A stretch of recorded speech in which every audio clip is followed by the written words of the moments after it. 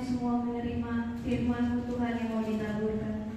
Mari Allah yang hidup, Engkau curahkan urapan atas setiap kami. Kau berikan kami roh Tuhan yang memberikan hikmat, pengertian, pengetahuan untuk setiap firman yang kami dengarkan pada kesempatan hari ini. Dan biarlah Tuhan, roh-Mu yang hidup itu membuka setiap hati kami, untuk kami dapat mengerti kehendak-Mu Tuhan melalui firman-Mu yang disampaikan. Dan pada saat ini Tuhan, kami semua juga bersatu hati. Kami semua yang ada di tempat ini Tuhan, bersatu hati untuk mengikat setiap roh jahat, roh setan, roh iblis, roh intimidasi, kebencian, kepahitan, maut dan apapun kutuk Tuhan yang ada di tempat ini yang mencoba menghalangi firman-Mu dibagikan. Kami ikat, tolong mungkin hancur, patahkan kuasanya di dalam nama Yesus. Keluar dari tempat ini, dari setiap hati kami. Dan biarlah Tuhan, Roh Kudus-Mu bekerja di antara kami, memulihkan, menghidupkan setiap kami Tuhan, untuk kami hidup di dalam kebenaran firman Tuhan. Terima kasih Bapa, kami sambut firman-Mu di dalam nama Yesus. Haleluya, amin. Silakan duduk. Shalom. Puji nama Tuhan untuk setiap kita yang hadir pada kesempatan sore hari ini. Kita mengucap syukur ya untuk kita pada kesempatan di akhir minggu boleh sama-sama mendengarkan kebenaran firman Tuhan, untuk sama-sama kita bertumbuh di dalam iman kita akan Tuhan kita Yesus Kristus. Pada kesempatan kali ini saya mau membagikan firman yang juga bersangkutan dengan setiap orang muda di tempat ini, untuk kita sama-sama ada di dalam persekutuan saudara seiman. Kita buka ayat firman-Nya di dalam 1 Korintus 15 ayat yang ke-33. Boleh buka kitabnya. Kalau misalnya ada yang bawa handphone, ada aplikasi yang kitabnya boleh dibuka dan kita baca bersama ya. 1 Korintus 15 ayatnya yang ke-33. Saya bacakan untuk kita semua. Kalau sudah ketemu kita baca bersama. Janganlah kamu sesat. Pergaulan yang buruk merusakkan kebiasaan yang baik. Nah saudara, ayat firman Tuhan pada kesempatan sore hari ini itu sangat berhubungan dengan kita semua ya, untuk orang muda di tempat ini, untuk sama-sama bertumbuh di dalam pergaulan, persekutuan atau lingkungan yang sama-sama memiliki karakter atau kebiasaan baik, positif, dan terlebih-lebih lagi cinta akan Tuhan.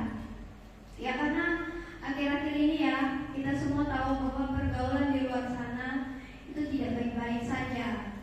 Ada banyak orang-orang yang dulunya berapi-api cinta Tuhan, tapi akhirnya tercemar hanya karena pergaulan yang buruk. Nah, untuk saudara semua di tempat ini, puji nama Tuhan, saudara semua dibentuk di dalam komunitas yang ada di tempat ini yang cinta Tuhan. Ya beberapa saat yang lalu saya dengar ada orang-orang muda yang berkumpul dari tempat lain, bahkan yang sama-sama ada di tempat ini untuk beribadah. Ya itu satu kegiatan yang positif, satu kegiatan daripada kita berkumpul rame-rame apa? Misalnya kita kumpul rame-rame untuk nongkrong di mana. Nah, alangkah lebih baiknya orang-orang muda itu berkumpul, bersekutu untuk memuji Tuhan, mendengarkan firman Tuhan.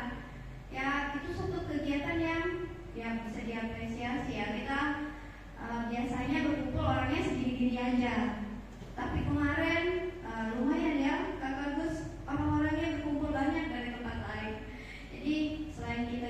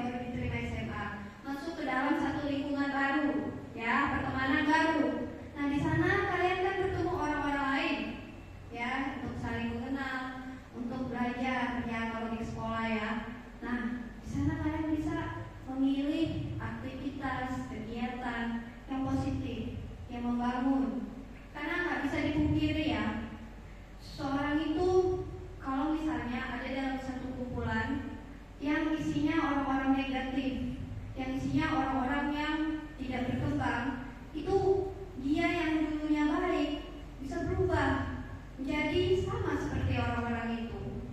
Nah, untuk itu kita semua yang ada di tempat ini yang dibekali dengan firman Tuhan, kita bisa melihat, kita diberi hikmat ya, untuk kita bertumbuh, mengenal, memilih pertemanan, memilih jaringan atau circle yang orang-orang sekarang katakan ya, circle yang baik, satu kumpulan, dan terlebih-lebih kalau bisa kumpulan yang cinta Tuhan.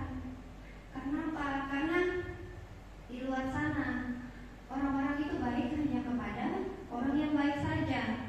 Tapi di sini kita diajarkan apa? Kita baik dengan bahkan dengan orang yang jahat sama kita. Firman Tuhan punya nilai yang lebih. Firman Tuhan standarnya lebih daripada di luar sana. Dan kita di sini mendapatkan manfaat apa? Kita diberikan karunia.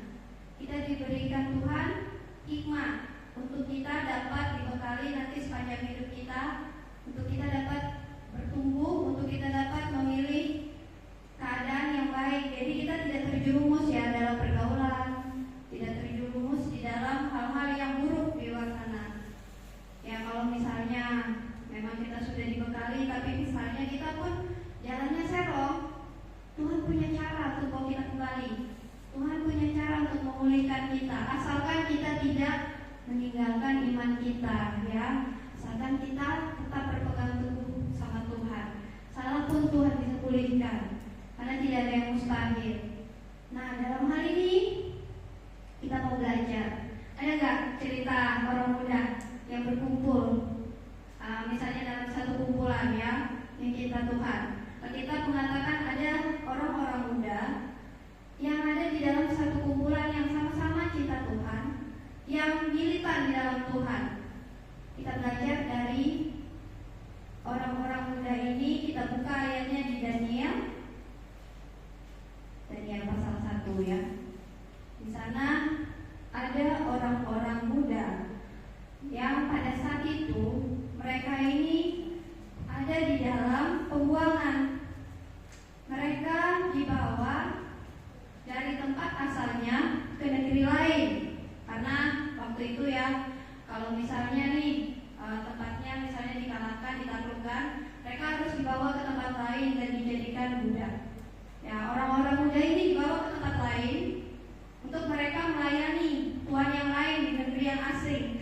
Nah, di sana dikatakan ada 3 orang muda. Kita buka ayatnya di Daniel 1 ayat yang ke-6.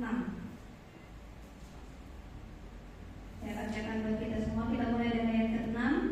Di antara mereka itu juga ada beberapa orang Yehuda, yakni Daniel, Hananya, Misael, dan Azaria. Nah, 4 orang ya, muda semua ini. Nah, mereka ini sebelumnya bukan ini ya namanya, karena mereka ada di pembuangan. Mereka dibawa ke Babel untuk melayani di istana raja. Nebukadnezar nama rajanya ya. Dia Raja Babel. Nah, nama mereka ini diganti. Mereka diberi nama baru. Daniel itu namanya diganti menjadi Belsasar. Hananya menjadi Sadrak, Misael menjadi Mesak, dan Azaria menjadi Abednego. Jadi nama-nama baru untuk orang-orang ini, karena mereka ada di pembuangan. Dan mereka semua ini berempat berkeputusan. Mereka menolak mencemarkan diri dengan santapan raja, dengan segala sesuatu yang menyenangkan di negeri itu. Karena apa? Karena mereka tahu hal itu mencemarkan mereka. Mereka di negeri asalnya menjaga kekudusan. Dan ketika mereka dibawa ke negeri asing, yaitu ke Babel, di sana memang banyak hal yang menyenangkan. Tapi hal itu mencemarkan diri mereka. Makanya mereka berkeputusan, mereka tidak mau cemar. Mereka menjaga diri mereka. Dan bahkan ketika orang-orang makan makanan yang enak, yang menyenangkan, mereka hanya makan sayur-sayuran. Di sana dikatakan ya, mereka sanggup ya menderita makan sayur-sayuran hanya untuk menjaga kekudusan hidup mereka, menjaga diri supaya tidak tercemar ya dengan hidangan yang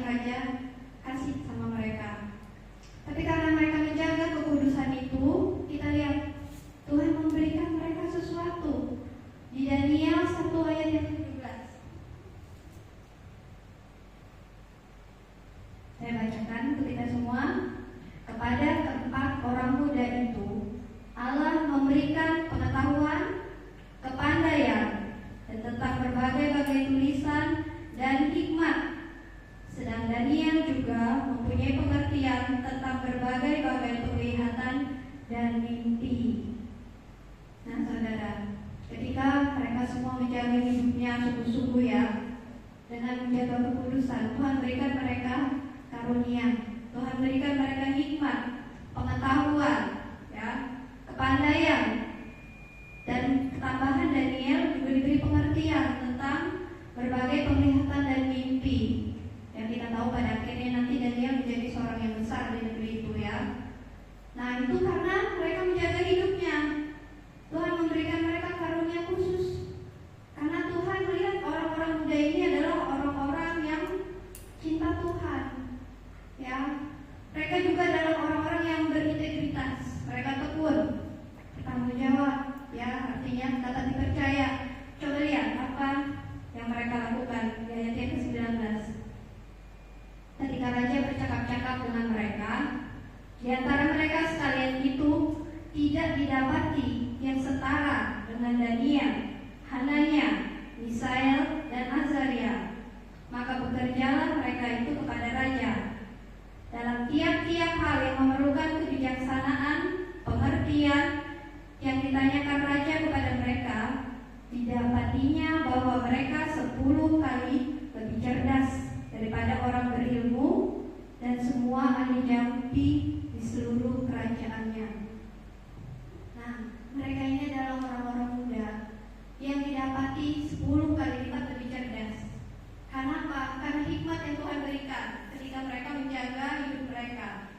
Ya, mereka ini bukan orang sembarangan ya.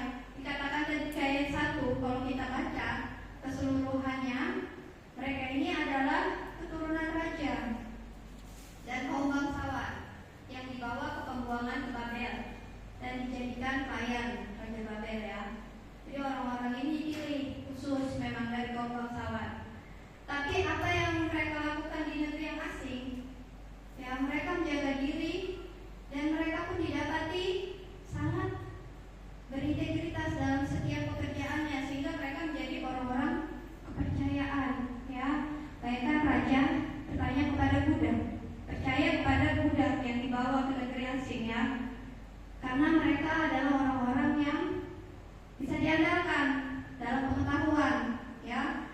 Saudara, tadi katakan suatu ketika mereka ini bertiga, orang-orang muda ini diperhadapkan dengan ujian iman. Karena mereka ini ada di negeri asing, negeri yang tidak mengenal Allah Israel, penyembah berhala. Otomatis pola hidupnya berbeda dengan mereka semua di negeri yang lama, di negeri yang asal mereka ini ya. Mereka dibawa ke negeri asing dan mereka lambat laun harus diperhadapkan pada keadaan di mana mereka harus memilih untuk bertahan dalam iman atau memilih untuk melepaskan iman. Nah, Daniel punya ujiannya sendiri. Dia sampai dilemparkan ke gua singa. Tapi 3 orang yang saling bersekutu, Sadrak, Mesak, Abednego, ada yang tahu di mana mereka ujiannya? Dilemparkan ke dalam perapian yang bernyala-nyala karena mereka tidak mau sujud menyembah patung yang didirikan oleh Raja Nebukadnezar. Karena mereka tidak mau, raja ini marah. Dia melemparkan mereka ke dalam perapian yang nyala-nyala. Nah, sekalipun mereka harus menerima penindasan, kita lihat iman mereka seperti apa ya. Bahkan dalam perkataan sekalipun mereka teguh di dalam iman. Di Daniel 3, kita buka Daniel 3 ayat 16 sampai yang ke-18. Mereka berani ya mempertahankan imannya dan berkata kepada raja yang waktu itu bertanya. Lalu Sadrak, Mesak, dan Abednego menjawab Raja Nebukadnezar, tidak ada gunanya kami memberi jawab kepada Tuanku dalam hal ini. Jika Allah kami yang kami puja sanggup melepaskan kami, maka Ia akan melepaskan perapian yang menyala-nyala itu, dan dari dalam tangan Tuanku ya Raja. Tetapi seandainya tidak, hendaklah Tuanku mengetahui ya Raja, bahwa kami tidak akan memuja dewa Tuanku dan tidak akan menyembah patung emas yang Tuanku dirikan itu. Mereka teguh dalam iman ya. Mereka bersepakat, 3 orang ini tidak mau sujud menyembah kepada dewa-dewa di negeri asing dan bahkan menyembah kepada patung. Ya, kalau kita sekarang kita ada dalam satu pemerintahan, kita disuruh tunduk, tapi tunduknya dalam segi penyembahan, dan itu berhala. Mereka tidak mau sujud kepada berhala, pada patung yang didirikan oleh Raja Nebukadnezar. Tetapi apa yang Tuhan lakukan ketika 3 orang ini teguh dalam iman? Mereka katakan sekalipun tidak ditolong tidak masalah. Yang penting kami tidak tunduk ya, kami tetap pertahankan iman kami. Nah, Tuhan menyelamatkan mereka secara ajaib. Dan ketika singkat cerita saya bawakan kepada kita semua ya di tempat ini, ketika perapian itu dinyalakan 7 kali lipat lebih panas dari yang biasanya, mereka dalam posisi terikat, mau dilemparkan. Yang mati malah orang-orang yang mau melemparkan itu ya. Kita bisa baca nanti keseluruhannya dari kitab Daniel ya. Ketika Raja Nebukadnezar melihat, ketika dia bangun, dia tidak melihat lagi 3 orang yang dilemparkan, tapi dia melihat ketambahan 1 orang di dalam sana yang rupanya seperti anak dewa. Nah, di sana kita bisa melihat bahwa Tuhan bersama dengan Sadrak, Mesak dan Abednego, ketika mereka sungguh-sungguh di dalam Tuhan, Tuhan berikan perkenanannya. Tuhan ada bersama dengan mereka, sekalipun mereka harus mengalami penindasan, ya. Sama seperti kita semua di tempat ini, kita kaum minoritas. Kita tahu ya, di negeri ini kita minoritas. Adakah yang pernah menerima bulian, cacian, makian karena ikut Tuhan? Mungkin nanti saudara akan ketemu nih, ketika di sekolah, sungguh-sungguh nih mau ibadah misalnya, bertabrakan dengan jadwal sekolah. Nanti gurunya bilang, nggak usah ikut itu, kita ikut jadwal sekolah yang sudah dipastikan. Atau ada juga teman-teman yang mengejek ya, ketika kita beribadah pada kesempatan weekend, kita nggak ikut kumpul-kumpul, mereka katakan kita nanti. Bisa juga dibully, bisa diejek, ya macam-macam. Nah, tapi saudara semua di tempat ini tahu, ketika kita mempertahankan iman kita di dalam Tuhan, Tuhan itu setia. Dia tidak tinggalkan kita. Seperti kejadian Sadrak, Mesak, Abednego ini, dalam dapur api mereka mengalami pembelaan Tuhan yang ajaib. Bahkan ketika kita baca di Daniel, mereka tidak terbakar seujung rambut pun, karena Tuhan itu memberikan mereka proteksi ya, perlindungan. Bahkan Tuhan beserta mereka di tengah api. Mereka tidak terbakar. Dan di akhir ceritanya apa? Raja yang jahat itu mengakui kebesaran Allahnya Sadrak, Mesak, dan Abednego. Nama Tuhan dipermuliakan di sana. Coba kita baca. Kitabnya di Daniel 3 ayat yang ke-28, yang terakhir buat kita ya.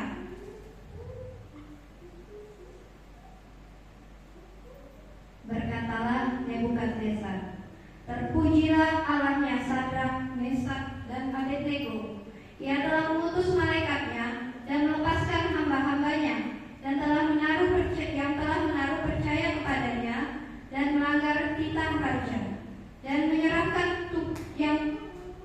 yang menyerahkan tubuh mereka, karena mereka tidak mau memuja menyembah Allah manapun kecuali Allah mereka.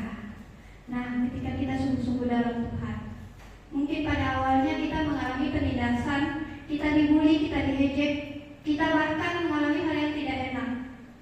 Tapi pada akhirnya Tuhan kita itu tidak perlu dibela. Dia yang membela kita ya. Sampai-sampai orang di luar sana mengakui kebesaran Tuhan Allah kita. Ya, itu yang mau kita pegang sungguh-sungguh ya. Anak-anak muda di tempat ini yang cinta Tuhan, jangan sampai melepaskan iman percaya kita demi sesuatu apapun ya. Karena itu sangat berharga, karena kita tahu kebenaran di tempat ini ya.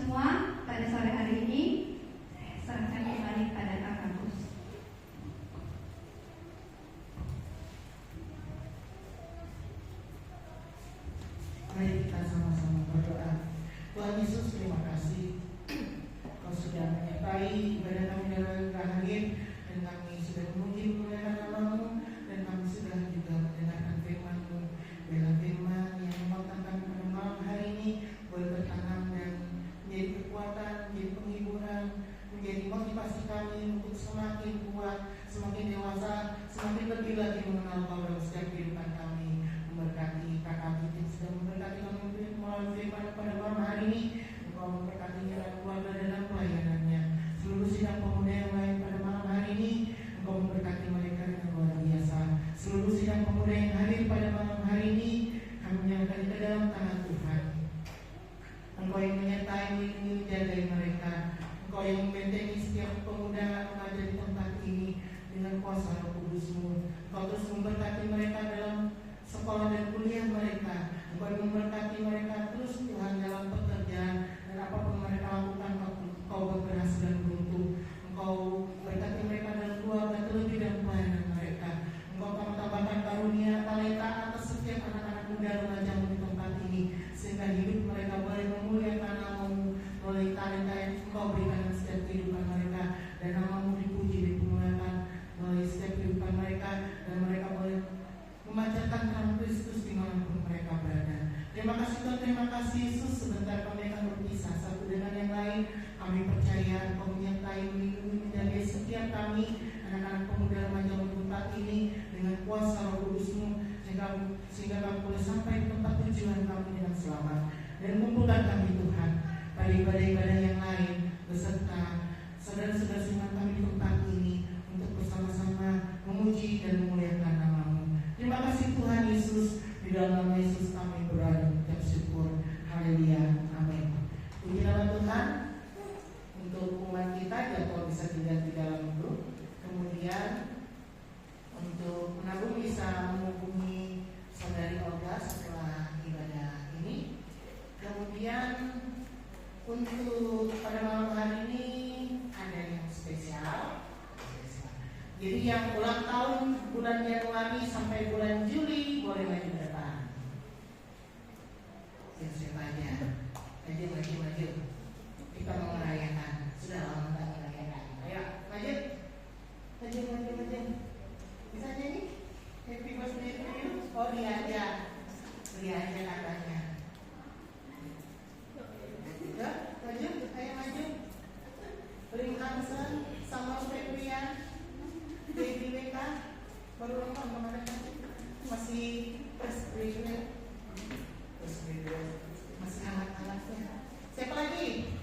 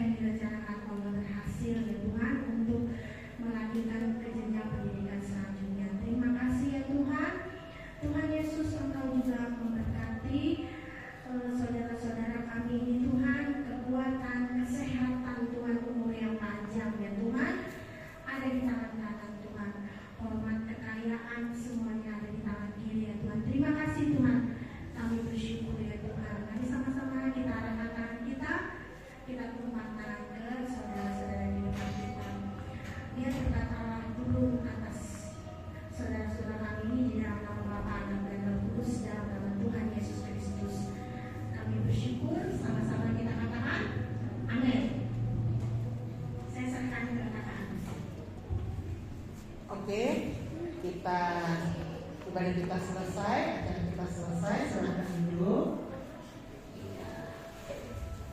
Nanti boleh dipotong habis ini.